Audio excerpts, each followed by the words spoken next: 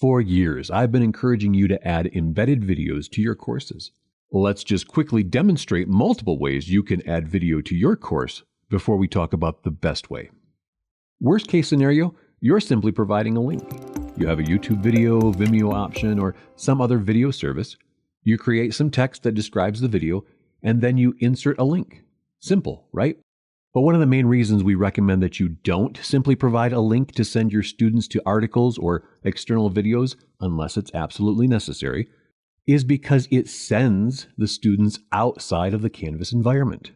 Sending students outside of Canvas can cause content overload, create a break in the intentional progression of material, and easily result in added distractions.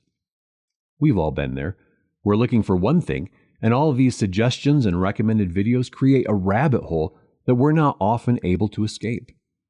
You provide videos and content because it contains information or research you trust, and you want students to view. But YouTube is more interested in clicks and increasing screen time in their platform. YouTube recommends a variety of videos and options you might never recommend, that may offer content contrary to expert research and standards, or, more likely, completely off topic. If we keep the content viewable within our Canvas course, then we get to control the initial narrative. Then, when students are better equipped to research contrary options, and perhaps that's the next assignment, or search out opposing opinions, then the students are better prepared to understand the difference. If nothing else, we're doing more to keep the students' attention focused. Now, there are some other ways of providing media. If you have the content already on your computer or want to record it yourself, then you can always use the Record Upload Media function.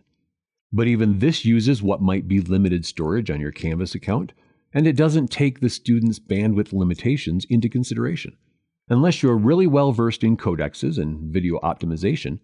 And one of the greatest limitations is the lack of auto-created captioning, which better complies with accessibility requirements.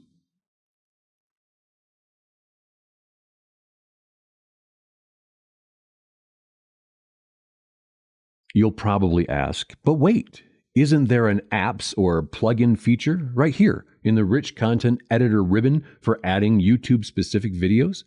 Yes, actually there is. It's right here. And while there are some better options for sizing the video, it's very tiny to navigate and doesn't even return the same order or even the full results that the actual YouTube site does. So sure, this is up to you. But here is the recommended way to provide external video content.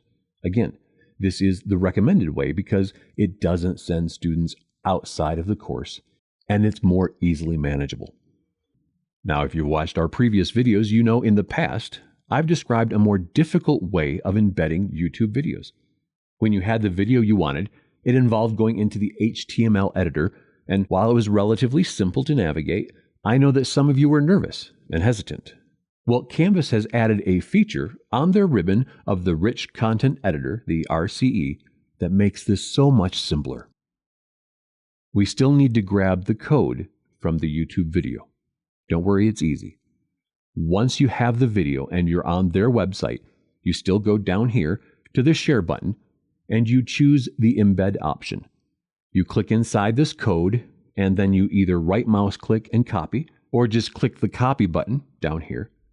Now that the code has been saved to your computer's clipboard, you simply go back to your course and enter the page, open the Rich Content Editor in the page where you want to embed the video.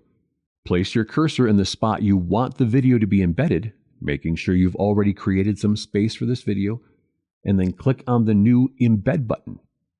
It's this cloud with the angled brackets beneath it, so it kind of looks like lightning. Now, if you don't see this option, it's because you need to expand the ribbon. To do that, you simply click on the stacked ellipses here, and that will make more options on the ribbon available.